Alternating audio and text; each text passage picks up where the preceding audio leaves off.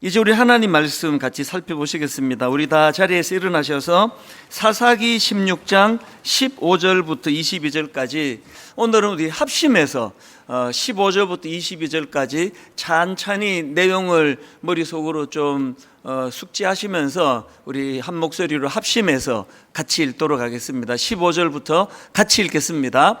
들릴라가 삼손에게 이르되 당신의 마음이 내게 있지 아니하면서 당신이 어찌 나를 사랑한다 하느냐? 당신이 이로써 3번이나 나를 희롱하고 당신의 큰 힘이 무엇으로 말미암아 생기는지를 내게 말하지 아니하였도다 하며 날마다 그 말로 그를 재촉하여 조르매 삼손의 마음이 번뇌하여 죽을 지경이라. 삼손이 진심을 드러내어 그에게 이르되 내 머리 위에는 삭도를 대지 아니하였나니 이는 내가 모태에서부터 하나님의 나시린이 되었음이라. 만일 내 머리가 밀리면 내 힘이 내게서 떠나고 나는 약해져서 다른 사람과 같으리라 하니라.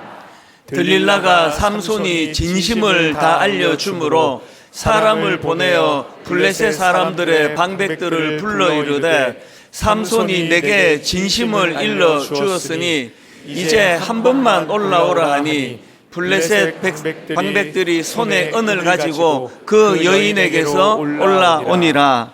들릴라가 삼손에게 자기 무릎을 베고 자게 하고 사람을 불러 그의 머리털 7가닥을 밀고 괴롭게 하여 본즉 그의 힘이 없어졌더라.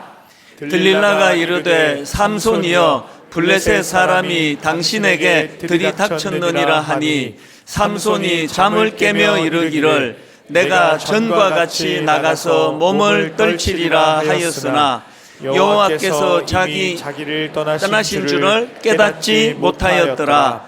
블레셋 사람들이 그를 붙잡아 그의 눈을 빼고 끌고 가사에 내려가 놋줄을 메고 그에게 맷돌을 돌리게 하였더라.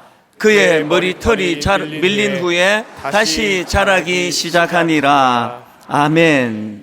네, 자리에 앉아주시기 바랍니다.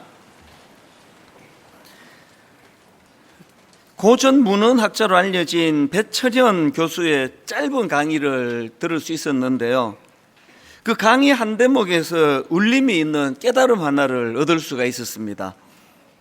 그 강의는 기독교인을 대상으로 한 강의가 아니고 그 일반인을 대상으로 한 강의였는데 그 강사님께서 그 성경의 인물 사도 바울을 언급을 하는 겁니다. 사도행전 9장에 보면은 그 예수 믿기 이전에 바울이 그 예수 믿는 사람들을 잡으러 다메섹으로 향하여 가다가 예수님을 만나는 그런 내용이 나오지 않습니까? 그 과정에서 바울이 큰 빛을 경험하고 땅에 쓰러지는데요. 그 빛이 얼마나 강렬했던지 그 강렬한 빛으로 바울의 눈이 어두워져 앞을 볼 수 없게 되었다. 이런 기록이 나와 있지 않습니까? 그런데 그 강사님께서 그 상황을 영어로 이렇게 설명합니다. He saw nothing 이렇게 번역이 되어 있는데 이거는 그가 아무것도 보지 못했다. 그렇게 번역할 수 있는 평이한 문장인데요. 그 교수님께서 He saw nothing 이걸 반대로 해석을 해서 제가 참 놀랐습니다. 이렇게 해석하더라고요. 그가 비로소 nothing을 보게 되었다. 이게 굉장히 신선했습니다. 예수 믿기 이전에 바울은 자기 확신 그리고 자기 자신에 대한 긍지 그래서 그냥 확신에 꽉 차 살았는데 그날 비로소 바울이 고꾸라지면서 자기는 아무것도 아닌 존재예요. 자기는 nothing. 그래서 그가 비로소 nothing을 보게 되었다. 아무것도 아닌 존재고 그동안 자기가 확신을 가지고 해왔던 그 모든 것들이 알고 봤더니 이게 아무것도 아닌 일이구나. 그 깨달음을 통해 비워져 있는 바울의 내면 안에 예수 그리스도의 말씀이 들어가는 거거든요. 그게 사도행전 9장 4절과 5절입니다.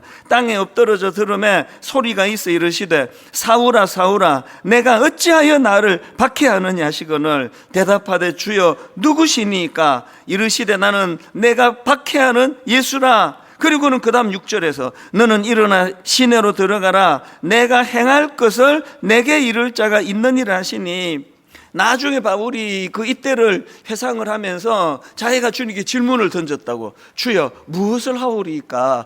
예전에 바울은 질문이 없죠. 자기 확신으로 꽉 차 있는데 뭘 묻습니까? 자기가 하는 일이 항상 진리고 자기가 하는 일이 항상 옳았던 바울인데, 그가 주님을 만나면서 그 강렬한 빛 앞에 꼬꾸라지면서 그가 비로소 nothing을 보게 되었다. 나는 아무것도 아닌 존재다.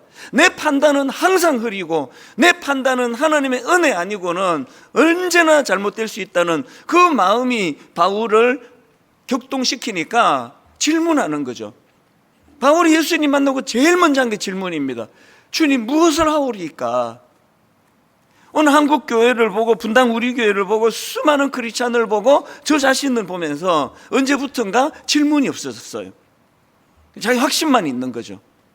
그래서 교회가 참 가슴 아픈 그런 분열이 일어나고 다툼이 일어나고 정죄가 일어나고 그 모든 일이 이런 데서 일어나는 거 아닙니까? 바울의 내면이 비춰진 그 상태에서 예수님의 말씀이 들어와 그를 변화시켰다고 한다면, 오늘 은혜를 사모하는 저와 여러분 모두가 다 해야 할 일이 있다면 나는 아무것도 아닌 존재라는 거예요. 뭐 신학 공부를 30년을 하고 교회가 얼마나 커지고 이거 전부 다 쓰레기예요. 바울이 그렇게 고백하는 것처럼 아무것도 아닙니다. 하나님 앞에서 저는 아무것도 아닌 존재입니다. 하나님, 제가 은혜를 받은 이후로 저는 비로소 nothing을 보게 되었습니다.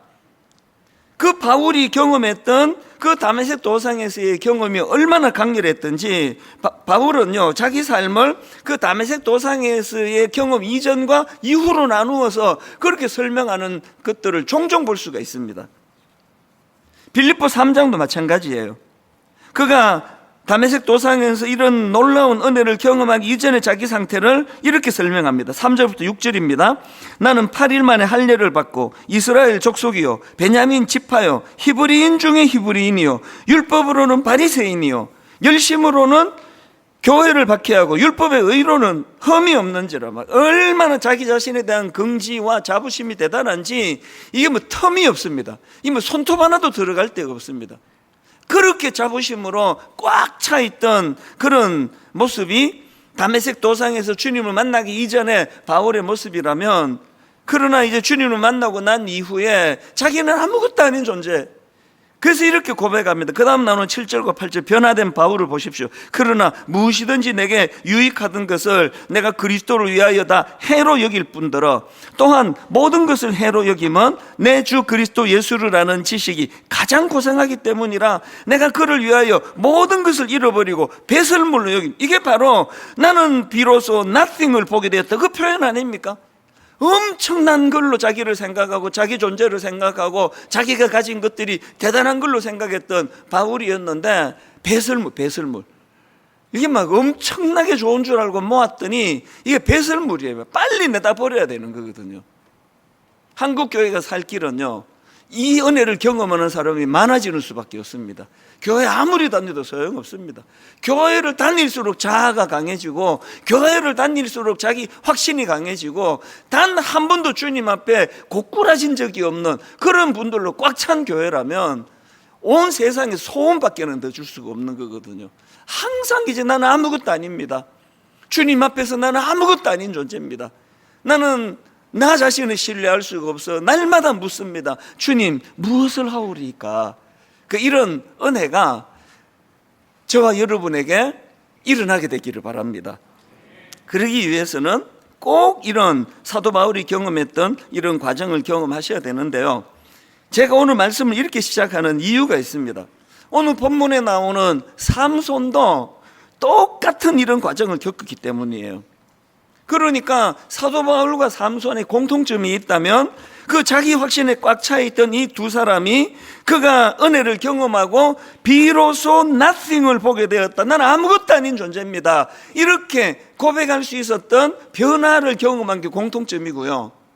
그런가 하면은 사도 바울과 삼손의 차이가 있다면, 사도 바울은 수치를 당하고 두 눈 뽑히고 비참한 자리에 빠지기 전에 바울은 이것을 고백했던 사람이고, 삼손은 불행하게도 인생이 몰락한 후에 머리 잘리고 두 눈 뽑히고 맷돌을 돌리면서 절망을 경험하면서 이 은혜를 경험했다. 이 차이예요. 이런 점에서 보면 삼손의 삶이 참 아쉽습니다.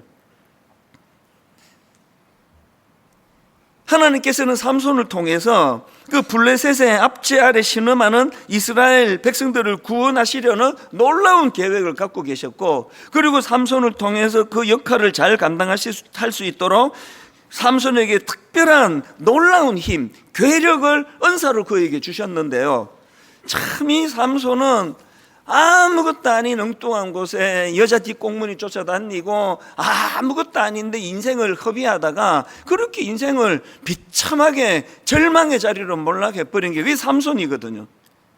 그래서 결국은 사사기 16장 21절 블레셋 사람들이 그를 붙잡아 그의 눈을 빼고 끌고 가사에 내려가 놋줄로 매고 그에게 옥에서 맷돌을 돌리게 하였더라. 완전한 이 비참한 자리에 빠지게 돼버렸거든요. 근데 저는 이 말씀이 참 굉장히 흥미로운 게 뭐냐면, 삼손은요 늘 이 보는 것과 관련된 죄를 지은 사람이에요. 자, 사사기 14장 1절과 2절 보십시오. 삼손이 딥나에 내려가서 거기서 블레셋 사람의 딸들 중에서 한 여자를 보고, 이게 지금 눈의 문제, 보는 것의 문제 아닙니까? 올라가서 자기 부모에게 말하여 이르되 내가 딥나에서 블레셋 사람의 딸들 중에서 한 여자를 보았사오니 이제 그를 맞이하여 내 아내로 삼게 하소서. 지금 하나님은 삼손에게 블레셋의 압제로부터 자기 민족을 구하라고 하는 사명을 주셨는데, 삼손은 지금 거꾸로 가고 있습니다. 그 블레셋 여자 보고예요. 보고 너무 아름다웠나 보죠. 거기에 마음이 끌려가지고 나 저 여자는 결혼하게 해달라고 떼를 쓰는 것으로 역사에 처음 등장하는 모습이 바로 이게 삼손이에요. 사사기 16장도 마찬가지입니다. 1절 보십시오. 삼손이 가사에 가서 거기서 한 기생을 보고, 우리말 성경이 뭐 점잖게 표현하느라고 기생이라고 썼지만 옳은 번역이, 정확한 번역이 아니에요. 정확한 번역은 이건 매춘부, 몸 파는 여자예요. 삼손이 거기서 한 몸 파는 여자를 보고 그에게로 들어가. 그러니까 이 삼손은 눈에 보이는 욕망을 쫓아 평생을 그렇게 살면서 하나님의 뜻과 사명을 다 잊어버리고 살았던 사람인데, 놀라운 게 뭐죠? 그렇게 눈에 보이는 욕망을 따라 살았던 삼손이 두 눈이 뽑혀요. 이게 참 이게 무서운 거 아닙니까? 늘 이 눈에 보이는 욕망을 쫓아 살았던 인생이었던 삼손이 이제 두 눈이 뽑히는 비극을 경험하는데요. 또 여기서 중요한 게 뭔가 하면은, 그렇게 삼손이 육신의 두 눈이 뽑히면서 영안이 열려요. 항상 자기 어떤 쾌락을 쫓아 욕망을 쫓아 그렇게 따를 때는 하나님이 보이지 않아요. 뭐 경험 있는 분 다 아시죠? 지금도 뭐 그러고 계시잖아요. 어떤 분은 내가 추구하는 어떤 쾌락과 눈의 정욕을 따라갈 때는 하나님 뜻도 하나님의 메시지도 또 하나님의 임재도 다 소멸되는 거거든요. 그런데 삼손이 두 눈이 뽑히는 절체절명의 위기와 끔찍한 비극을 경험할 때 비로소 영안이 열리더라는 겁니다. 뭐 할 수 있는 대로 이런 비극은 안 겪는 게 좋죠. 제가 뭐 여러분 위해서 하나님, 우리 성도들이 하나님 은혜를 경험하도록 두 눈이 뽑히기를 원합니다. 그렇게 기도 안 해요. 할 수 있는 대로 이런 안 겪는 게 좋아요. 바울이 얼마나 좋습니까? 바울이 얼마나 지혜롭습니까? 그런 끔찍한 수치를 경험하지 않고 다메섹 도상에서 주님을 만나 순종하며 나아갔던 바울의 길이 좋은데요. 뭐 어떡합니까? 어떤 경우에는 치명적인 아픔을 경험하고 치명적인 실수를 범하고 그것 때문에 마음의 절망이 무너지는 그런 순간이 있다 할지라도 하나님은 거기에 일하세요. 그렇게 너는 이제 끝났어. 너 같은 건 이제 뭐 회복이 어려워가 아니에요. 우리 육신을 쫓아 따라가던 두 눈이 뽑힐 때 삼손은 영안이 열려요. 그래서 삼손의 삶 가운데 너무나 아름다운 일들이 그에게서 일어났는데요. 한번 보십시오. 삼손의 삶, 그러면요, 그 두 눈이 뽑히기 이전에 기고만장하고 그저 눈의 쾌락을 따라 하나님의 뜻이고 뭐고 자기 눈에 좋은 대로만 그렇게 살았던 삶을 살았다면 삼손의 결정적인 인생은요, 두 눈이 뽑히는 비극을 경험하고 난 이후의 삶이에요. 그래서 제가 그 이전과 이후를 한번 분석을 해봤는데요, 눈 뽑히기 이전에 삼손이 가졌던 문제점이 한 몇 개 있습니다. 첫 번째 문제가 뭐냐? 힘의 근원에 대한 무지예요. 삼손은 자기를 몰라요. 자기 힘의 근원이 어디서부터 일어나는지를 모르는 거거든요. 여러분, 삼손 이야기 주일학교 때 다 들은 거 아닙니까? 삼손이 들릴라라는 그 여자에게 사랑에 빠져요. 성경에 보면은 그 여자에게 사랑에 빠져 있는데 참 그 여자도 악해요. 그렇게 자기를 진실로 사랑하는 그 남자를 이제 돈에 눈이 어두워가지고 이제 돈의 매수가 돼가지고 계속 괴롭혀요. 당신의 힘의 비밀이 뭐냐? 어디서 이런 괴력이 나오느냐? 삼손이 막 귀찮아 죽을 지경이에요. 막 계속 뭐 당신 나 사랑한다며. 그 힘의 비밀도 못 가르쳐 주느냐? 그러고도 사랑하느냐? 그래서 삼손이 막 귀찮아 가지고 막 3번이나 막 엉터리로 그냥 막 생각나는 대로 막 그렇게 했더니 이 여자가 포기할 줄을 몰라요. 그래서 결국은 삼손이 이제 자기 힘의 비밀을 이제 들릴라에게 고백을 하는데 그게 사사기 16장 17절입니다. 자, 한번 보세요. 삼손이 진심을 드러내어 그에게 이르되 내 머리 위에는 삭도를 대지 아니하였나니 이는 내가 모태에서부터 하나님의 나실인이 되었음이라. 만일 내 머리가 밀리면 내 힘이 내게서 떠나고 나는 약해져서 다른 사람과 같으리라 하니라. 여기에 진심을 드러냈어요. 그 참 사랑이라는 게 무서워요. 그 사랑하는 여자에게 자기의 비밀 중에 비밀, 그 괴력의 비밀을 알려줬단 말이에요. 근데 여러분, 여기서 제가 한번 물어볼게요. 퀴즈. 그 속으로만 말하셔야 됩니다. 틀리면 창피니까. 지금 삼손이 자기 괴력의 비밀이 그 머리에 있다고 말했는데 이게 사실입니까? 그 뭐 뉴스 같은 데도 보면 뭐 힘을 잃어버린 어떤 사람들 보고 머리 잘린 삼손이다 이런 표현을 쓰잖아요. 아니, 모르시는 겁니까? 아는데 지금 대답을 안 하시는 겁니까? 아니에요. 성경이요, 이런 오해가 있을까봐 삼손이 괴력을 발휘할 때마다 그 근거를 제시하는 걸 보는데요. 자, 사사기 14장 6절을 보십시오. 여호와의 영이 삼손에게 강하게 임하니 그가 손에 아무것도 없이 그 사자를 염소 새끼를 찢는 것까지 찢었으나 그는 자기가 행한 일을 부모에게 알리지 아니하였더라. 19절에도 똑같이 나옵니다. 그가 괴력을 발하는데요, 여호와의 영이 삼손에게 갑자기 임하심에 삼손이 아스글론에 내려가서 그곳 사람 30명을 쳐 죽이고 노력하여 수수께끼 깊은 자들에게 옷을 주고 심히 노하여 그의 아버지 집에 올라갔고, 심지어는요, 나중에 삼손이 괴력을 잃어버릴 때도, 그래서 힘을 잃고 망하게 됐을 때도 같은 설명을 붙입니다. 자, 사사기 16장 19절을 보십시오.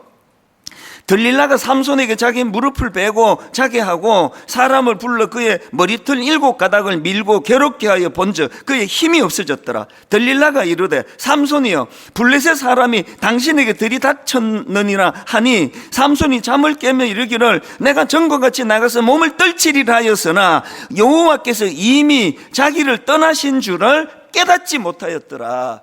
삼손이 자기를 몰라요. 자기의 힘이 원천이 뭔지를 모른다고요. 머리 안 잘랐더니, 머리 관리를 했더니 내가 이렇게 됐더라. 여러분, 이게 어리석은 인간입니다. 창조주 되시는 하나님 앞에 나를 조명하지 않으면 난 나를 몰라요. 여러분은 잘 아세요? 하나님 앞에서, 창조주 되신 그분 앞에서 나를 끊임없이 조명해야 되는 이유가 여기에 있는데, 저는 이 사실이 두려워요. 목사인 제가 이 목회할 수 있는 힘의 원천을 몰라가지고, 이게 뭐 내가 뭐 설교를 좀 하나 보네? 사람 많이 모이네? 내가 뭐 좀 목회를 뭐 잘하나 보네? 이러고 있으면 이게 굉장히 이게 위험한 상황이거든요. 저는 뭐 딴 거는 몰라요. 뭐 그냥 성격이 좀 까칠해도 괜찮고 좀 못생겨도 괜찮고 다 괜찮은데 교만하면 안 돼요. 교만하면 하나님의 은혜가 공급이 안 되기 때문입니다. 지금 삼손이 자기의 힘의 원천을 모르면서 이렇게 살아가고 있는 거거든요. 그런가 하면은 삼손의 문제점 두 번째가 뭐냐 하면은 삼손은요, 보여지는 것만 중요하게 여기는 태도를 가지고 살았습니다. 삼손이 자기 힘의 비결이 머리카락에 있다 이렇게 생각한 그 배경에는 그 자기 자신이 나실인이라는 정체성을 갖고 있었기 때문입니다. 성경에 보면 이 나실인이 금해야 될 게 세 가지가 있는데요. 첫 번째가 포도주와 독주를 멀리해야 하는 겁니다. 민수기 6장 2절 3절입니다. 이스라엘 자손에게 전하여 그들에게 이르라, 남자나 여자가 특별한 서원 곧 나실인의 서원을 하고 자기 몸을 구별하여 여호와께 드리려고 하면 포도주와 독주를 멀리하며 포도주로 된 초나 독주로 된 초를 마시지 말며 포도즙도 마시지 말며 생포도나 건포도도 먹지 말지니. 그리고 두 번째로 나실인에게 금지한 게 이 삼손이 굉장히 중요하게 생각하는 이 머리털을 길게 자라게 하는 겁니다. 그게 5절입니다. 그 서원을 하고 구별하는 모든 날 동안은 삭도를 절대로 그의 머리에 대지 말 것이라. 자기 몸을 구별하여 여호와께 드리는 날이 차기까지 그는 거룩한 즉 그의 머리털을 길게 자라게 할 것이며, 그리고 마지막 세 번째로 시체를 가까이 하면 안 되는 거죠. 6절을 보십시오. 자기의 몸을 구별하여 여호와께 드리는 모든 날 동안은 시체를 가까이 하지 말 것이며, 이 나실인이 세 가지를 이제 금해야 하는데, 그런데 삼손을 보면은요, 다른 건 막 다 어겨요. 그 죽은 사자의 시체에서 꿀을 꺼내 먹지를 않나, 기생집을 드나들고 몸 파는 여자 집을 드나들면서 막 함부로 행동하고 다른 건 하나도 지키지 않으면서 머리카락 하나, 난 머리카락을 내가 이게 힘의 이게 원천이다 이렇게 하고 살아가고 있는 게 이게 삼손이거든요. 자, 그러면 삼손은 왜 이 머리카락에 이렇게 집착을 했을까요? 나실인으로 다른 건 지키지도 않는데 난 머리카락 안 잘라, 난 이거 잘 지키고 있어. 왜 그랬을까요? 대답 간단해요. 이게 보이는 거잖아요, 사람들한테. 저도 여러분 앞에 설교 오랜만에 하면서 머리 자르고 왔습니다. 이게 보이는 거기 때문에. 신앙생활을 이렇게 하는 분이 생각보다 많으세요. 예수님이 그 바리새인 등들과 서기관들을 향한 책망 기억하십니까? 마태복음 23장 25절이에요. 화 있을진저 외식하는 서기관들과 바리새인들이여, 잔과 대접의 겉은 깨끗이 하되 그 안에는 탐욕과 방탕으로 가득하게 하는도다. 삼손이 지금 그가 갖고 있는 그 생각의 방향이 보이는 것만 중요하게 생각해요. 나실인으로 사람들 앞에 체면을 지켜나가고, 이게 저 같은 늘 사람 앞에서는 목회자들이 가장 두려워해야 하는 거예요. 항상 거룩한 척 설교하고 항상 주님의 말씀대로 사는 것처럼, 그래서 나는 이미 모든 문제가 다 해결됐고 당신들이 문제라는 식으로 그렇게 설교하는 그 설교가 얼마나 위험하다는 걸 알아요. 예수님의 지적이가 아닙니까? 잔과 대접의 겉은 깨끗이 하는데, 그러니까 머리 잘 단장하고 기르고, 그런데 그 내면에는 탐욕과 방탕으로 가득하게 하는도다. 왜 예수 믿는데 능력이 나타나지 않습니까? 보이는 것만 중요하게 생각하는 그런 태도에 있다면, 이제 하나님 우리 교회가 한번 은혜가 우리에게 임하기를 원하는데, 모든 성도님들 내면에 이런 겉에 보이는 것들만 치장하는 그런 위선적인 삶이 그리스도인이 아니라 그 내면이 하나님을 향하고 그 내면이 거룩과 그 내면이 깨끗한 은혜의 길을 추구하는 성도님들 되시기를 바랍니다. 세 번째로요, 삼손이 가진 문제점이 하나 더 있는데요, 너무너무 영적으로 무지해요. 얼마나 무지한가 하니까 하나님이 떠나신 줄도 몰라요. 하나님이 떠나신 줄 모르는 둔감함. 무슨 나실인이 이렇습니까? 사사기 16장 19절 20절 다시 보십시오. 들릴라가 삼손에게 자기 무릎을 베고 자게 하고 사람을 불러 그의 머리털 7가닥을 밀고 괴롭게 하여 본즉 그의 힘이 없어졌더라. 들릴라가 이르되 삼손이여 블레셋 사람이 당신에게 들이닥쳤느니라 하니 삼손이 잠을 깨며 이르기를 내가 전과 같이 나가서 몸을 떨치리라 하였으나, 그 다음 보세요. 여호와께서 이미 자기를 떠나신 줄을 깨닫지 못하였더라. 교회는 맨날 왔다 갔다 하는데, 구색은 다 갖추었는데 하나님의 임재가 없어요. 하나님의 인도하심이 뭔지를 모른단 말이에요. 삼손이 이미 너무나 악한, 또 너무나 음란한 그런 자리에 빠져 있으니까 하나님의 임재가 사라져 버렸는데 하나도 안 불편해. 하나도. 뭐가 불편해? 힘만 있으면 되지.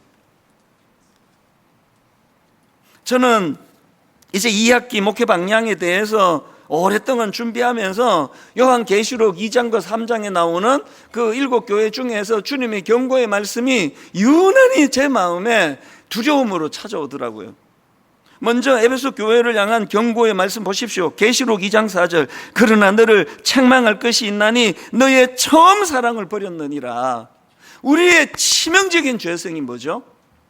우리는 그 처음 사랑을 지킬 수가 없습니다. 가정이 왜들 다 이렇게 복잡하냐고요. 맨날 그냥 부부간에 니 탓이다 니 탓이다 남 탓하고 왜 이렇게 됐냐고요. 우리는 처음 사랑을 지킬 힘이 없는 자들이에요. 신앙생활도 마찬가지 아닙니까? 오죽 그때 마음이 뜨거웠으면 제가 하던 거 다 내려놓고 온 가족이 다 전가족 이민을 가 있던 미국 생활을 끝내고 한국으로 돌아와서 제가 나 혼자서 생활한 지가 지금 35년이 됐겠냐고요. 오죽 가슴이 뜨거웠으면 그 미국 시민권 반납하고 나는 이제 다시는 미국으로 돌아갈 일이 없을 것이다. 하나님이 여기에다가 내 사명을 주셨다. 그렇게 제가 결단을 했겠냐고요. 그런데 어떨 땐 내가 너무 한심해요. 이럴 것 같으면 그 미국에서 네가 그 슈퍼마켓 해가지고 돈 벌지. 돈이 그렇게 좋으면. 아니 그렇게 명예가 좋으면 왜 하필 네가 목사가 되려고 그러냐. 저는 이 만보씩 걷는 걸 목표로 하는데 그럴 때마다 저는 저를 많이 꾸짖어요. 너 정신 차려라. 이게 뭐냐 도대체. 우리는요 이 처음 사랑을 지킬 수 없는 자예요. 그런가 하면은 라오디게아 교회를 향한 경고의 말씀 보십시오. 요한계시록 3장 17절. 내가 말하기를 나는 부자라 부유하여 부족한 것이 없다 하나 너의 공고한 것과 가련한 것과 가난한 것과 눈먼 것과 벌거벗은 것을 알지 못하는도다. 이거 혹시 분당 우리 교회 주시는 경고 아닙니까? 너무 화려해요. 막 사람 많이 모여요. 막 예산도 많아요. 아주 막 그냥 막 아주 뭐 번쩍번쩍합니다. 그런데 주님께서는 네 스스로 너는 부자라 부유하여 부족한 것이 없다 이렇게 생각하는지 모르지만 내가 보기에 너는 공고하고 가련하고 가난하고 눈멀고 벌거벗은 것, 넌 이걸 모르는구나. 삼손이 그 머리카락 하나 지키는 거 이거 갖고 나머지는 제 멋대로 생활하면서 여기에 힘의 비밀이 있다고. 우리 이렇게 하고 살아가는 거 아닙니까? 심지어는 사대 교회를 향한 경고는 정말 무서워요. 요한계시록 3장 1절. 사대 교회의 사자에게 편지하라. 하나님의 7 영과 7 별을 가지시니가 이르시되 내가 너의 행위를 아노니 너가 살았다는 이름은 가졌으나 죽은 자로다. 아니 나시린이라고 하는 삼손이 이미 여호와께서 자기를 떠난 줄을 깨닫지도 못하는 이런 상태, 이게 죽은 상태 아닙니까? 교회가 뭐 구색 다 갖추고 막 찬양대 막 대단한 거 아닙니까? 막 어쩜 이렇게 찬양을 잘하세요? 내 기회만 그런가? 그 뭐 반주도 뭐 완전 전문가 팀이고 뭐 대단합니다. 막 우리 이동선 목사님 그 뭐 제가 이번에 미국 가보니까 전에는 분당 우리 교회 다니던 이동선, 분당 우리 교회 소속된 이찬수 목사 밑에 있는 이동선이었는데 이번에 갔더니 이동선 목사가 심호하는 교회에 제가 있어요. 아, 그 교회, 이동선 목사님 계시는 교회. 저분이 매일마다 은혜롭게 찬양을 하고 하여튼 보통 은혜가 아니에요.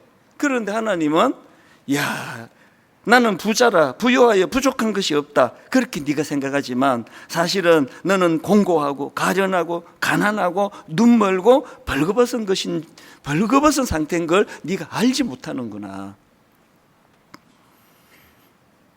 이게 삼손이 두 눈을 뽑히고 머리가 잘리고 맷돌을 돌리는 비참한 자리에 빠지게 만든 그 이전의 그의 모습이었다는 거죠. 그래서 아까도 말씀드렸지만 그가 눈으로 죄를 지었던, 주로 눈으로 죄를 짓는 그런 모습을 보여줬을 때 두 눈이 뽑히는데, 그런데 우리 하나님께서는 놀라운 일을 하시잖아요.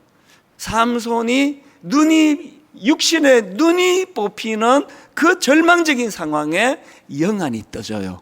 영안이, 그의 영안이 떠집니다. 사사기 16장 21절, 블레셋 사람들이 그를 붙잡아 그의 눈을 빼고 끌고 가사에 내려가 놋줄로 매고 그에게 옥에서 맷돌을 돌리게 하였더라.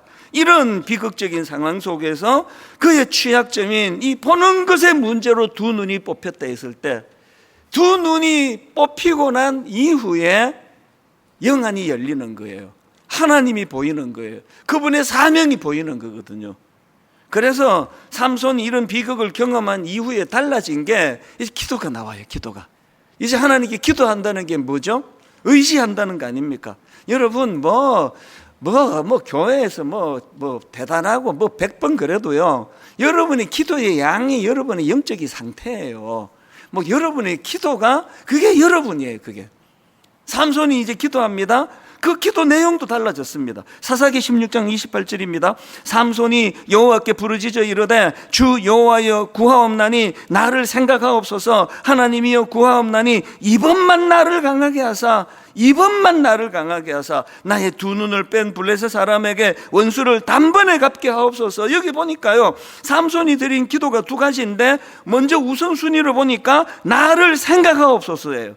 삼손이 가장 먼저 구한 건 기능이 아니에요. 능력이 아니에요. 삼손이 가장 먼저 구한 건 하나님과의 관계 회복이에요. 늘 자기 소견대로, 늘 제 멋대로 행동하던 그런 삼손이었는데, 이제 드디어 삼손의 마음이 하나님을 향하기 시작했어요. 다윗이 범죄한 후에 영적으로 회복이 되면서 그가 드렸던 기도 기억하시죠? 시편 51편 10절부터 11절, 하나님이여 내 속에 정한 마음을 창조하시고 내 안에 정직한 영을 새롭게 하소서. 그 다음 보세요. 나를 주 앞에서 쫓아내지 마시고 주의 성령을 내게서 거두지 마시옵소서. 여러분, 회개한 다윗이 가지고 있었던 가장 강력한 목마름은 하나님과의 관계 회복이에요. 하나님의 임재예요. 하나님 임재. 아무리 교회 오래 다니면 무슨 소용이 있습니까? 한 주일 여기 그냥 예배 한번 드리고 나면 하나님과 상관없는 삶을 사는 거, 목마름이 없는 거. 목사면 뭐 하느냐고요.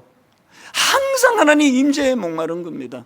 내가 죄를 짓지 않으려고 애쓰는 이유도 그게 도덕적으로 악한 것이기 때문이기도 하지만, 내가 범죄하면은 하나님의 임재가 사라져요. 하나님이 느껴지지가 않아요. 하나님이 침묵하세요. 그래서 이걸 사모합니다. 하나님, 삼손이 여호와께 부르짖어 이르되 주 여호와여 구하옵나니 나를 생각하옵소서. 하나님과의 관계가 중요해지는 거거든요. 그리고 기도합니다. 이번만 나를 강하게 하사. 이 기도가 너무나 대단해요. 왜? 예전에는 힘의 원천이 자기 머리카락인데 힘을 달라고 구할 게 뭐가 있습니까? 이제 삼손은 알았죠. 힘의 원천이 자기 머리카락에 있는 것이 아니라 하나님에게 있다는 것을. 그래서 은혜를 구하는 거죠. 이번만 나를 강하게 해주시기를 원합니다. 스가랴 4장 6절을 보니까 그가 내게 대답하여 이르되 여호와께서 스룹바벨에게 하신 말씀이 이러하니라. 이게 중요합니다. 여호와께서 스룹바벨에게 하신 말씀이 이러하니라. 말씀을 주셨어요. 만군의 여호와께서 말씀하시되 이는 힘으로 되지 아니하며 능력으로 되지 아니하고 오직 나의 영으로 되느니라. 교회를 주 7일 교회를 와서 교회에서 그렇게 산다 하더라도 중요한 건 내게는 말씀이 임하느냐예요. 내게 하나님 말씀이 임하나? 그 절망적인 상황, 그 낙심된 상황 속에서도 이는 힘으로 되지 아니하고 능력으로 되지 아니하고 오직 나의 영으로 되느니라. 이번에 미국에 가봤더니요, 모 이단이 아까 일부 때는 막 그 이단도 알리고 했는데 이거 내가 뭐 선전해 주는 것 같아서 그냥 모 이단이에요. 이 모 이단이 또 이제 미국에서도 지금 그렇게 열심히 그렇게 포교 활동을 한다는데, 그거 저에게 알려주신 분이 너무 마음 아픈 이야기를 하더라고요. 이렇게 얘기하더라고요. 지금 우리 기존 이민교회는 청년들이 교회를 막 떠나가는데 그 이단에는 주로 청년들이 모인대요. 그리고 또 한 가지, 뭐 기존 교회에서는 뭐 청년들 뭐 하자 그러면 뭐 예산부터 늘리고 뭐 간식비 올리고 막 조명 바꾸고 막 찬양 뭐 그냥 요란하게 하는데, 그 이단을 가만히 보니까 말씀을 가르치더래요. 뭐 수능태리로 하는데 어쨌든 말씀을 말씀을. 제가 미국에서 나오자마자 우리 청년부 담당 목사님 또 그 팀장들 제가 불러서 이 호소를 했습니다. 지금도 너무 애를 쓰는 좋은 분들이에요. 그런데 제가 부탁했습니다. 이제 한 학기 우리 청년부가 정비가 되면 이제는 말씀을 가르쳐야 된다. 뭐 조명 바꾸는 것보다, 예산 늘리는 것보다 더 중요한 건 그들에게 말씀이 들어가야 된다. 그가 내게 대답하여 이르되 여호와께서 스룹바벨에게 하신 말씀이 이러하니라. 만군의 여호와께서 말씀하시되 이는 힘으로 되지 아니하며 능력으로 되지 아니하고 오직 나의 영으로 되느니라. 이렇게 절망하고 낙심하고 참 우울한 이 시대에 늘 하나님의 말씀이 내게 힘이 되고 내게 능력이 된다는 사실을 젊은이들에게 선포하는 교회가 되기를 원합니다. 결론을 이렇게 맺습니다. 고린도후서 12장 9절, 나에게 이르시기를 내 은혜가 내게 족하도다. 이는 내 능력이 약한 데서 온전하여 짐이라 하신지라. 그러므로 도리어 크게 기뻐함으로 나의 여러 약한 것들에 대하여 자랑하리니 이런 그리스도의 능력이 내게 머물게 하려 함이라. 삼손처럼 자기가 너무나 비참한 그런 방탕된 삶을 살은 그 결과로 그런 절망적인 자리에 빠져 있다 할지라도 하나님은 두 눈이 뽑힌 삼손에게 영안을 열어주시는 분입니다. 그래서 바울처럼 그런 끔찍한 거 겪기 전에 사도 바울처럼 그렇게 인식하면 얼마나 좋겠습니까? 그 강렬한 빛이 그에게 임했을 때 He saw nothing. 그날 비로소 나는 nothing, 아무것도 없음을 보게 되었다. 안 보이는 게 아니고요, 아무것도 없음을 보게 되는 거예요. 난 아무것도 아닌 존재. 뭐 교회가 뭐 아무리 크고 뭐 아무리 겉으로 보기에 뭐 잘 구비한 것처럼 보여도 하나님, 저는 아무것도 아닙니다. 아버지, 제 판단은 아무것도 아닙니다. 내가 추구하는 그거 전부 쓰레기 같은 것들입니다. 그래서 은혜가 필요합니다. 은혜의 자리로 인도하여 주시기를 원합니다. 그래서 마태복음 17장 8절, 매 교회 올 때마다 저 성경 구절을 여러분 돌아보시며 점검하셔야 돼요. 제자들이 눈을 들고 보면 오직 예수 외에는 아무도 보이지 아니하더라. 공허한 인생에 빛 되신 주님을 매 예배 때마다 사모하는 믿음의 성도님들 되시기를 바랍니다. 우리 오랜만에 이 찬양을 부르는데요, 깊은 절망의 수렁 가운데 주님께 닿을 수 없던 우리, 참 가슴 아픈 가사로 시작하는데 결국은 예수 그리스도가 우리의 소망이 되신다는 거, 오늘 한번 이 찬양에 한번 우리가 몰입하면 좋겠습니다. 하나님, 내 삶이 녹록지 않고 이런저런 결핍으로 마음이 아픈데 아버지, 이렇게 삼손이 육신의 눈이 닫혔을 때 그에게 영적인 눈이 떠졌던 것처럼 예배 가운데 일하시는 그 하나님을 바라보고 찬양하기 원합니다. 우리 가사를 생각하시면서 깊은 절망, 깊은 절망의 수렁 가운데 주님께 닿을 수 없던 우리, 어두운 밤중에 하늘을 향해 주의 이름 나 부를 때 한번 믿음으로 선포하십시오. 어둠을 뚫고 오신 주 사랑, 나의 절망 거두셨네. 주님의 공로 다 이루셨네. 힘들고 어려운 내 인생길이지만 주 예수 나의 산 소망. 할렐루야. 주를 찬양하여라. 할렐루야. 자유케 하셨도다. 죄의 저주 끊으시 주께 구원이 있도다. 주 예수 나의 산 소망.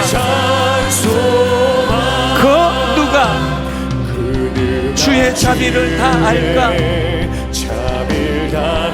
한없는 은혜 청량할까?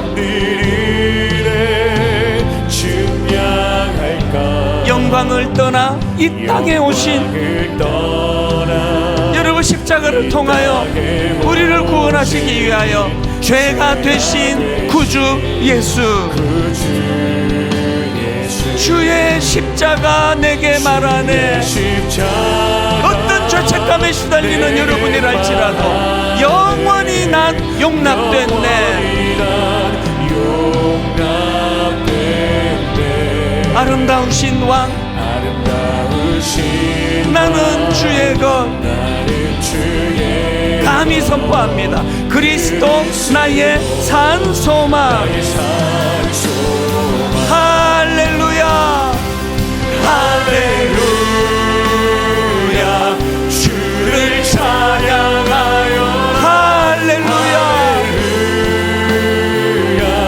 자유케 하셨도 죄의 저주 끊으시 주께 구원이 있도다. 주 예수 나의 산소망. 언약된 아침 장사된 몸에 부활의 호흡 시작됐네. 유다의 사자 위험찬 선포. 여러분 믿음을 가지고 선포합니다. 사망이 무너졌도다. 이제 사망은 무덤이 더는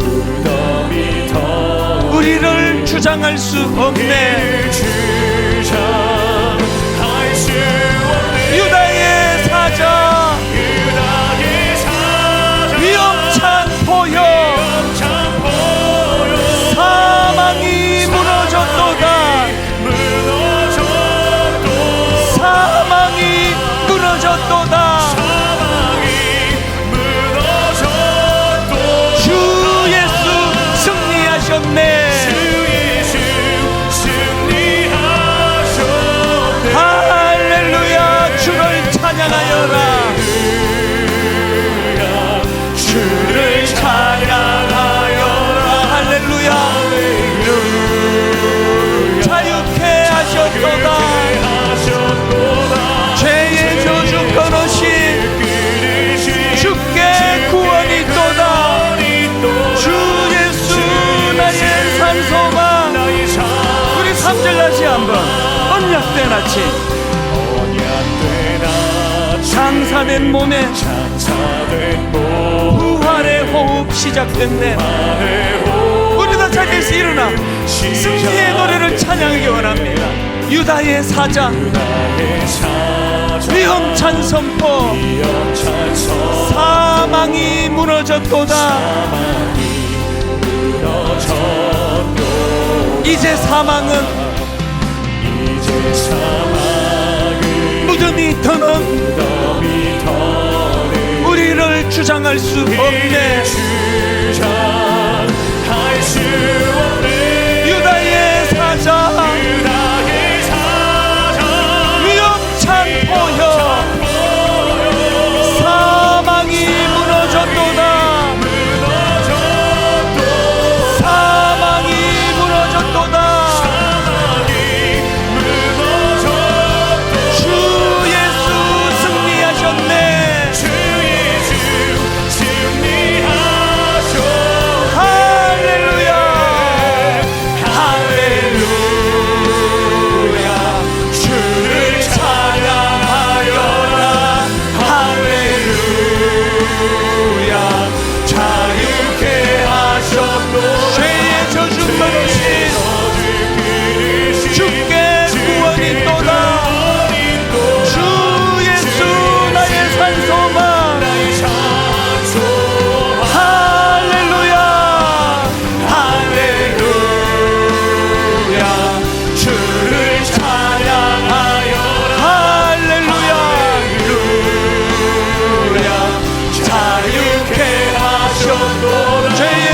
끊으신 주께 구원이 또다. 주 예수 나의 산소만, 주 예수 나의 산소만, 주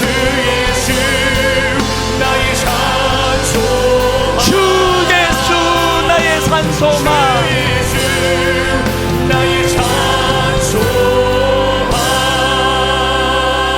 정직하게 고백합니다. 하나님, 난 아무것도 아닙니다. 아버지, 내가 도모하는 이 모든 것도 아무것도 아닙니다.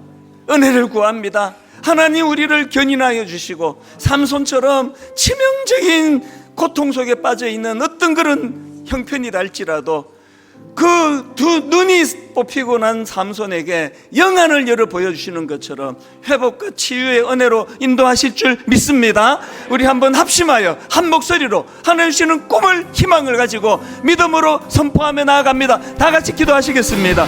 살아계신 하나님 아버지, 오늘 예배 가운데 임재하신 하나님, 예배 가운데 임재하시는 그 하나님으로 말미암아 이렇게 다시 한번 회복을 꿈꾸고 예배 가운데 임재하시는 그 하나님으로 말미암아 다시 한번 아버지 치유와 회복이 일어날 것을 우리는 믿고 기도하며 나아갑니다.